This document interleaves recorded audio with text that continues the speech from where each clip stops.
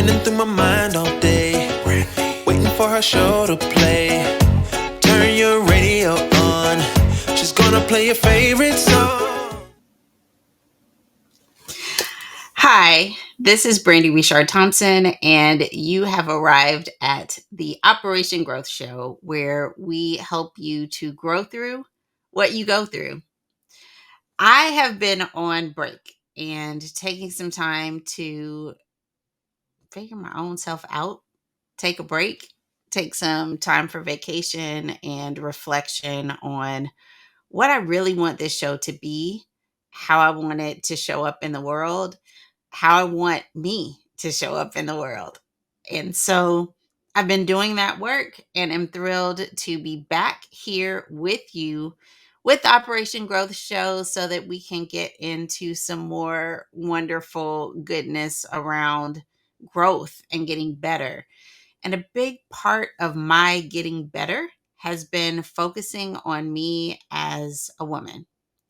Not only as a woman writ large, all women all over the world, but as a woman of color, as a Black woman in particular, and being confident and comfortable in that. Understanding that even though a lot of people don't like it when you single yourself out, if you don't advocate for yourself, if you don't deeply understand and love who you are as, in my case, the Black woman that I am, who else is going to? Who else is going to respect and love and care for that? And the other important lesson that I learned is that whether you do that or not, people are still going to treat you crazy. People are still going to have problems and issues with you. Whether you embrace and fully love yourself or not, there will be people who really just don't care very much about you. And part of it is just because you're different from them and you're not interested in assimilating or becoming them because you feel confident. You understand the history of who you are, the imperative of the work that you have to do as this person of who you are, and you love yourself. And so, underlying all of my work in Operation Growth and all of my work in coaching is this understanding and knowledge of self that I talk to you a lot about in the Healing Invisible Scars class, which I must say the Healing Invisible Scars class has now taught over 100 people to heal their invisible scars. So I'm thrilled about that. But the basic premise, the first point in that course is really to know yourself, to know who you are and know where you've come from. And with all that we're hearing each day about books being banned and people not wanting young people to fully explore who they are and where they come from, this concern about my knowledge of who I am impeding on someone else's desire to be at peace, it's just not only disheartening, but it's total bullshit. It's total poppycock. Because at the end of the day, if I know who I am and I know where I'm from, I contribute better. I am a better part of this thing that we're calling the United States of America. I am a better world citizen. I am just a better part of this melting pot that we have, or salad that we have, with all of us bringing our unique individual abilities to the table. And so, most of the reason for me to pause the show was because I started to realize that the only feedback that I was getting was from people who were concerned about me talking about who I was as a Black woman, which was daunting. It was nerve-wracking, it was sad, but it was also frightening to me because what it reminded me of was the fact that there are people paying attention to things specifically to try to take shots at you, to try to take you down, take you out.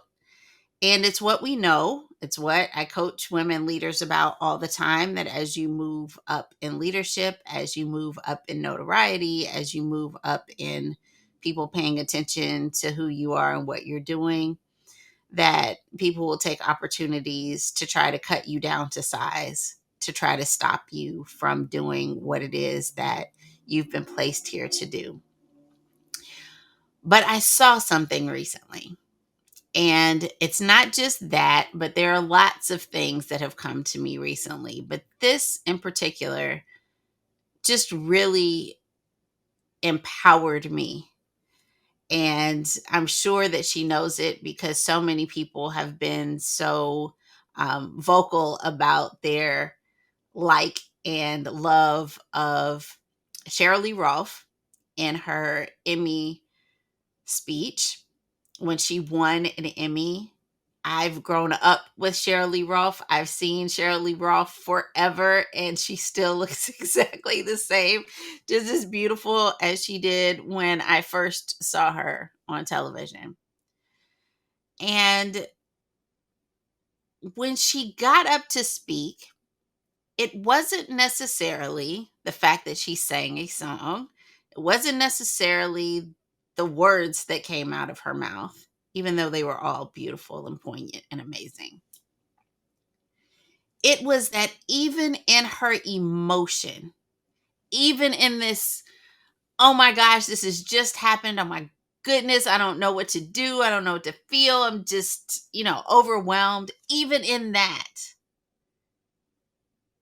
she is clear and confident in who she is as a woman, and who she is as a woman. Goes straight to the song, belts it. And some of you know what I'm talking about because some of us just aren't there yet, right? In our ability to be who it is that God made us to be and walk in that. And oh my goodness, the tears that filled my eyes as I stood in the kitchen and saw her give her acceptance speech, sing that song, bring that power to whatever space she happens to be in. Wherever you find Sheryl Lee Ralph, she is in fact Sheryl Lee Ralph. And you're going to get all of it. And as we see in all of the feedback and all of the love, we love that. And that, in fact, is the point. That is the point. Showing up as yourself does not diminish anyone else. Showing up as yourself is cause for celebration. It's cause for dancing and singing and excitement and happiness and fullness. And that is the legacy that we leave for our children, our daughters, our sons, those around us. And that is what I have had to spend some time tapping into myself. Because in order to teach and share and support others in their growth and development as women, typically the women that I work with are Black women, you have to know it for yourself. You have to get it, feel it, express it, whenever, wherever, on whatever stage, in front of whomever. So thank you, Sheryl Lee Ralph. Thank you to all of you who have not tripped on me for taking some time not to do this show for a while so that I could get clearer, better than who I am as a woman, so that I can bring that to you. So what I want to talk about today is this concept of Black Girl Magic School, because so many people ask me about, what is Black Girl Magic School? Why are you doing it that way? Who is it really for? Black women who are like, well, I'm not a girl, I'm a woman. And therefore, why are you taking me down to this space of being a girl? And I would respond in a couple of ways. But the first thing is that this concept of the inner child has been so important to my recent work around my own growth for the past year.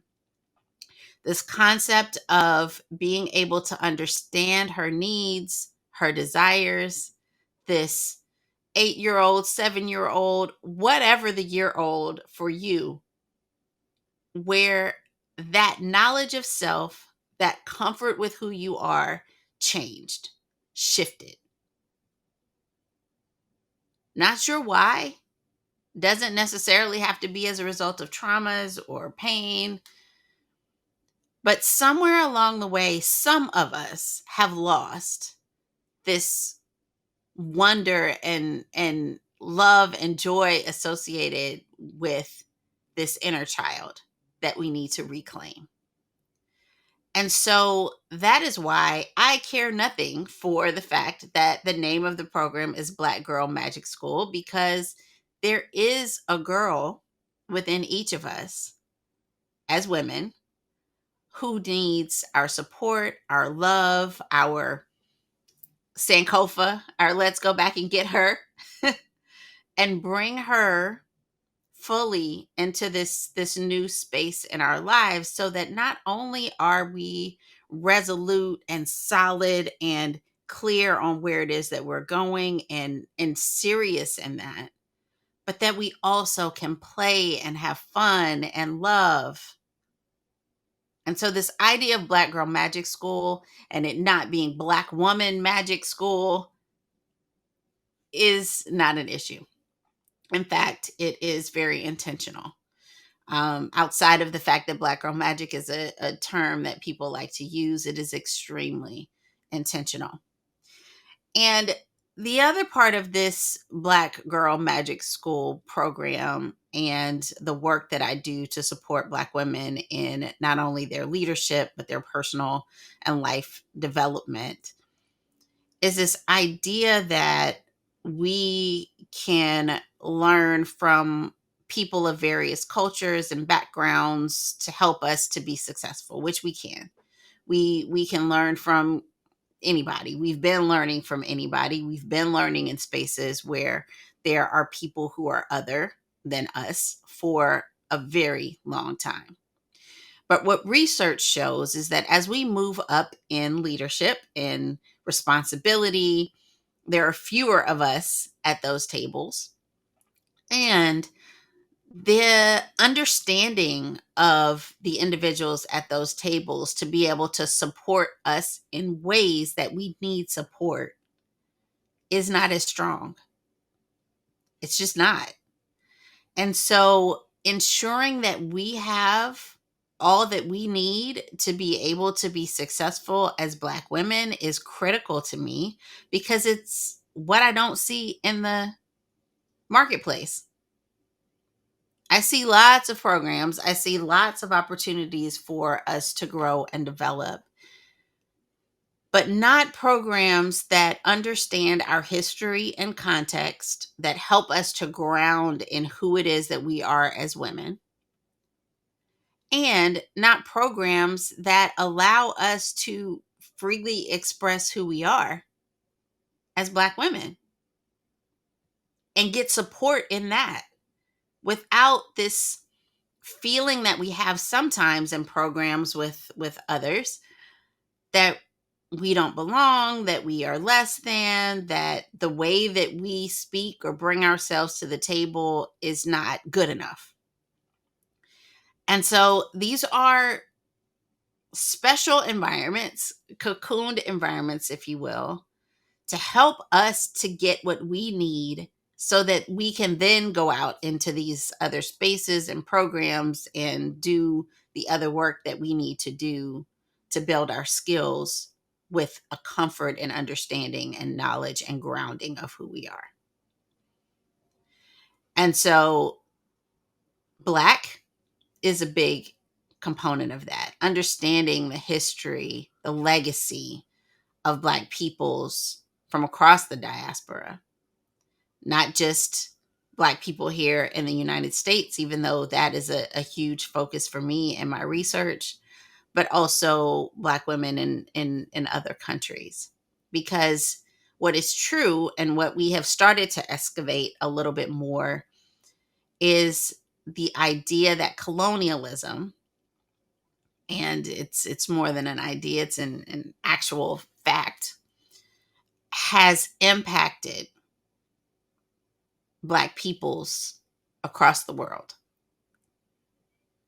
and has impacted us in quite a few ways, whether it's a rejection of our spiritual traditions, our legacy, the stories that were handed down, as though those stories aren't on the same level.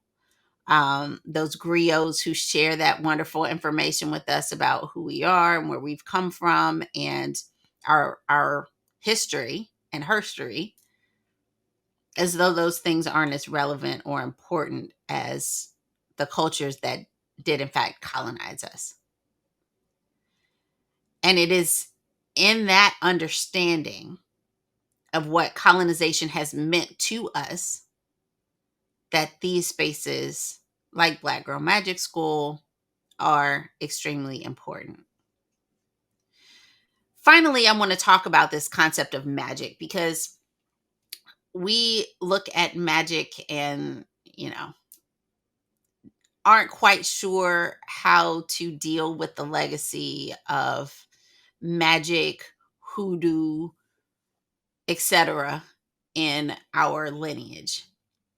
And it's been challenging for me as someone who's been raised a Christian and who understands clearly that part of myself, that part of my family, that part of our legacy.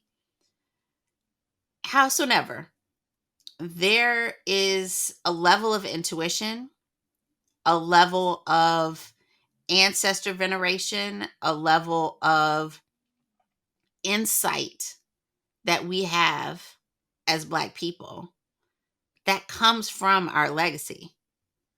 That whether you want to deny it or not, or whether you are a hardened anything, name whatever religious tradition, spiritual tradition you um, choose to have in your life,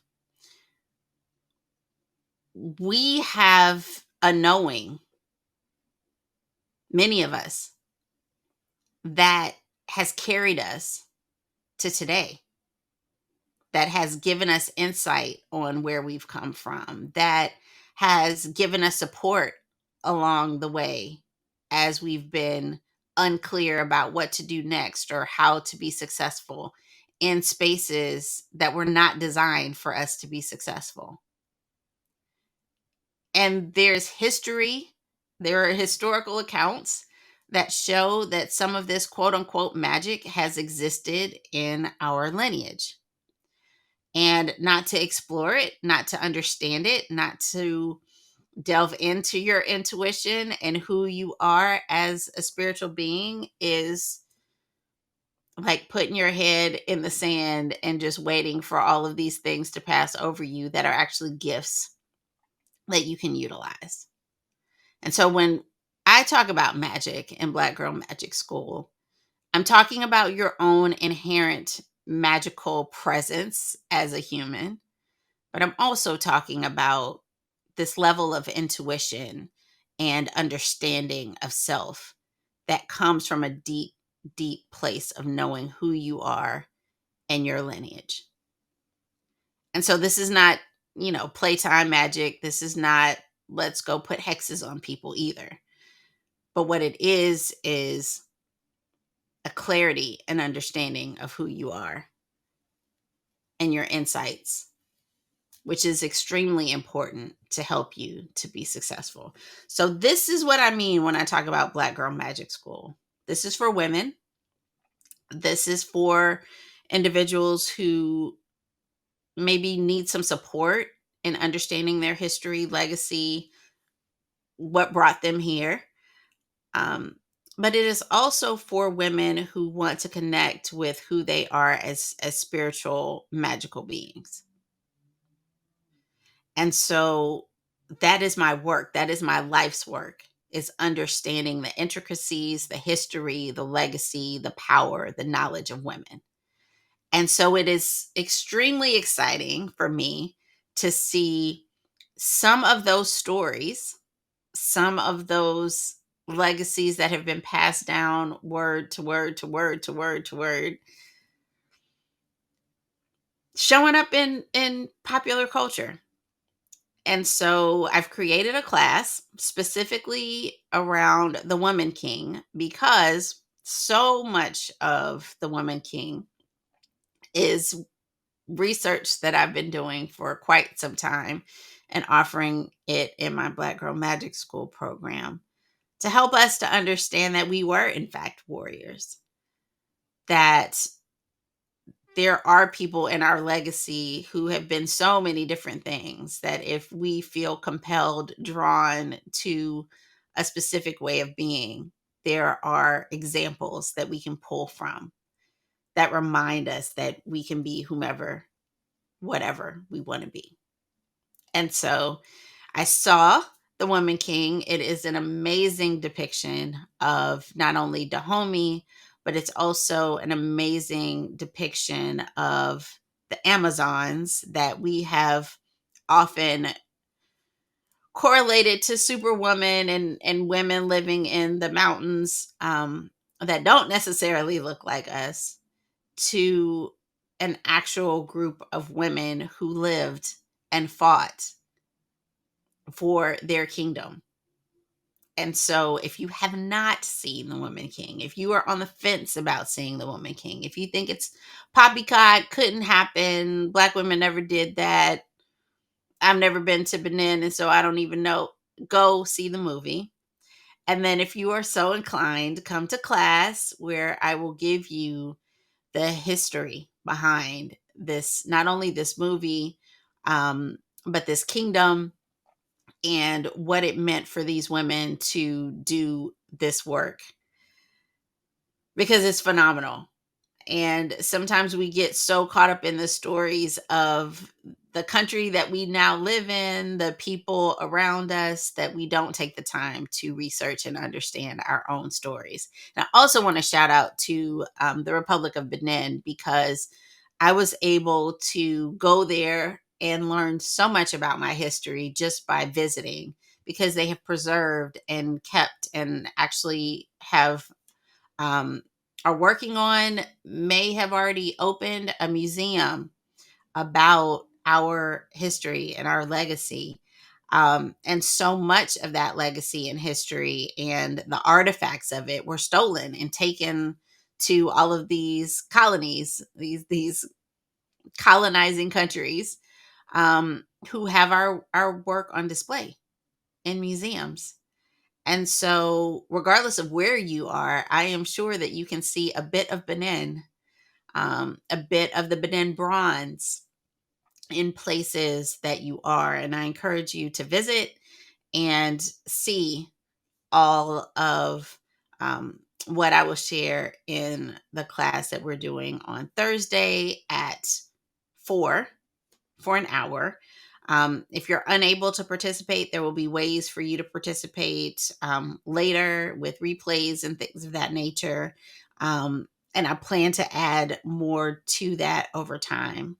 So I'm excited about that class that will augment the work that I've been doing with the Black History Every Month class, where I hope that you all are finding great value, and lots of people have participated in that class too, um, and just having a deeper understanding of our history. The next thing that I want to talk about is this kerfuffle, which kerfuffle may not be the appropriate word, but this BS around the Little Mermaid. And come on, people. Like, first of all, just basically, if a mermaid is of another culture or background or color, Like, what difference does it make when we all just love the Little Mermaid? Like, I grew up on the Little Mermaid and Ursula and all the things, and it's just a timeless story. First of all, second of all, if you really want to look into the actual story of the Little Mermaid, you may have other issues, which I won't go into because that's not the point of me bringing it up. But you know, let's go back and figure out who the authors of these children's stories are and how they came to be, etc. If you want to really be upset, um, but beyond that, the idea that mermaids could not be black is the most idiotic thing on the planet if you know history. If you know where mermaids actually originated. And so I went on this weird mission because there was this point in my life where I just loved mermaids. I wanted to be a mermaid, wanted to dress up as a mermaid and have long, flowy, mermaidy hair. And that was my jam. That was what I wanted to do. Um, and so, and I love beaches. Water is just cleansing, purifying. It's just amazing to me. So I go to these beach towns anytime I'm able to. I'm traveling and look for mermaids. Mermaids that don't look like a specific culture. Like a mermaid that could be black if I really wanted her to be. When I tell you I went from store to store to store. And whether they had red hair or blonde hair or black hair or whatever, there was no way that they could just be potentially a black mermaid. Like the features and stuff, even if you couldn't tell the color of their hair, it was just a look, just no blackness in the mermaids. And it was sad and ridiculous and yeah. So, because of that, I decided, well, I need to find out where, where mermaids could potentially be. And I ran across this concept of Mami Wata, Mamiwata, Mami Wata. And I also ran across the concept of the Sibyls. Both have to do with ancient, what word could I use? Concepts of mermaids. And both have to do with ancient concepts of mermaids that were women of color, black women in particular. So this idea that, and I won't get into it because there will be another class on Mami Wata and the Sibyls and mermaids, right? But this idea, like what is true and what is challenging for me is that because we don't know our history, because that hasn't been taught in our schools, then when things happen like a black woman playing a mermaid, y'all lose your crap for absolutely no reason. Because in actuality, what could be said is that because mermaids were originally black, then there shouldn't be any white mermaids. And I shouldn't have to go around looking all over the place for a black mermaid because in actuality, mermaids were not blonde haired or red haired or black haired or whatever. They look like me. And so, black people, if you would like mermaids who look like you, there are many representations, typically spiritual representations, don't get me wrong, of Mami Wata and mermaids that you can research and have at home. There you go. Um, so that was another thing. This idea of the Little Mermaid was extremely challenging. Um, but black women have been in the media in lots of different ways over this hiatus that I've taken, whether it's Serena and her decision to retire from tennis or pseudo retire from tennis, whether it's Beyonce and her new album, which people were saying, well, this isn't really disco. It's Beyonce. Like, y'all need to get your whole lives together. Um, or anything else. Anything else. Whether it's Michelle Obama's portrait being hung, and there's always a problem with that. What I'm clear on, is that Black women are often an easy punching bag. Easy punching bag. And I want you to think about this for a moment, because this idea that all of these women do amazing, amazing things. Not only do they do amazing things, Black women, let me be clear, these Black women do amazing things, but they also, for the most part, do all the things that society has told them they should do. Right? Like, go to school, be really great at something, start a family, don't cause no mess, don't go to jail, do all the things. All the things. Some of us even cook really well. And then on top of that, you do all the things, but then people are expecting or wanting to say terrible things about you. Well, you're not pretty enough. Well, you're not good enough. You're not this enough. You're not that enough. And what has finally come down and made sense to me is there is no enough. You can't do enough. You can't assimilate enough. Your hair can't be straight enough for one day someone to look at you and be like, you bitch, you're terrible. You're horrid. If you're Lizzo, you shake your behind too much. Which, every time I go to Instagram and see Lizzo, there's shakeage of behind. However, it's her Instagram. And if I don't want to watch it, I don't have to go to her Instagram. But her yitty is off the chain. I love it. It's so, we don't like Alicia Keys. Because it's like when I was coming up, people didn't like me because it's just the way she is. It's just something. Just something.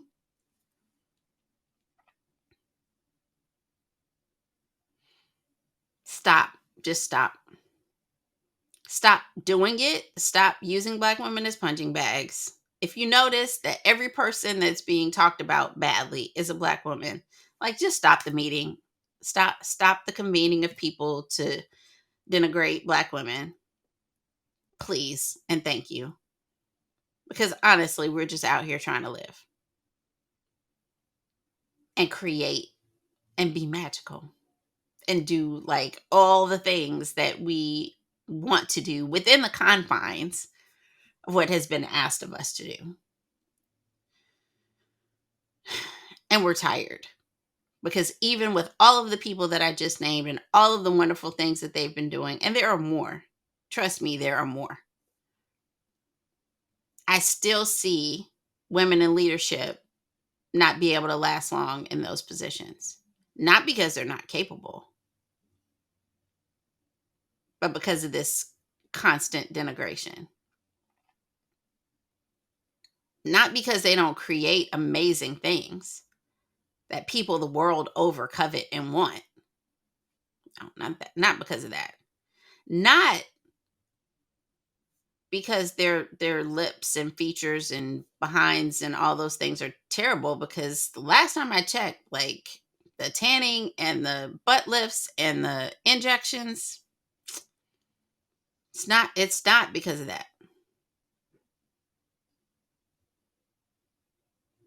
It's because we're Black women. People see us as the punching bags. And I say that for two reasons. One, because we need to get the hell over it.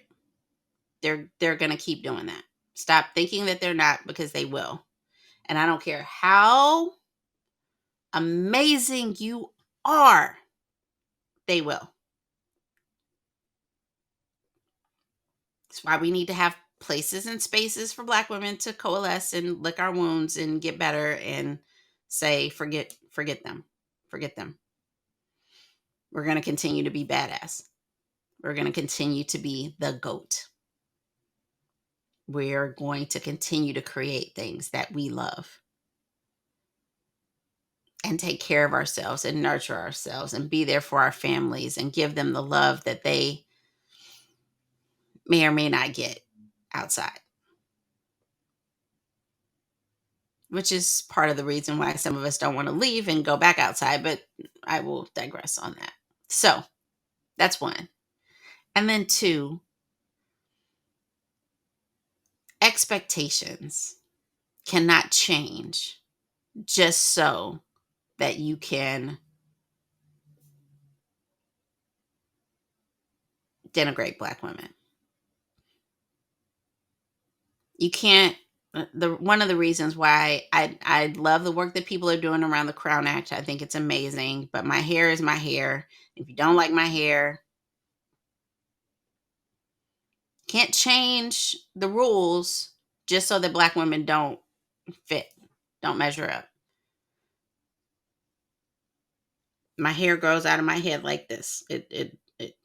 It curls and coils and things. I can't do anything about it. If I straighten it, which I can't straighten it, that is outside of the natural way that my hair does its thing. That it just naturally is not straight. It's naturally coily. So locks are a great way for me to leave it the way that it is. And if I choose to do something else, I choose to do something else. But this idea that my hair the way that it is not like the standard is such that it's not. Yeah, okay, whatever. Can't change the rules to keep us out. Can't keep changing the game to keep us from being able to achieve. Because we still will. Because we are Sheryl Lee Ralph and Quinta Brunson and Beyonce and Oprah and Ava. Oh, Ava. So many others. So many others. So, Black Girl Magic School, get into it when the next cycle comes around. I hope to see you there. If you need coaching or support, there are lots of ways that you can coach with me. Yes, I do coach people who are not Black, and they find great value from it. It's a specialty. I specialize, but I can also coach everyone and help them to be successful. And if for some reason you are a leader and want to be more supportive of Black women in the workplace, I'm your girl. I can help you do that. And so, yeah, I'm back. I will be providing more insight about growth, opportunities, helping you to discover who you really and truly are in this wonderful format called the Operation Growth Show. And I appreciate you. I love you. And I'm constantly rooting for you. This is Brandi Richard Thompson signing off for now on the Operation Growth Show. I'll see you next week. Have a wonderful week. It is the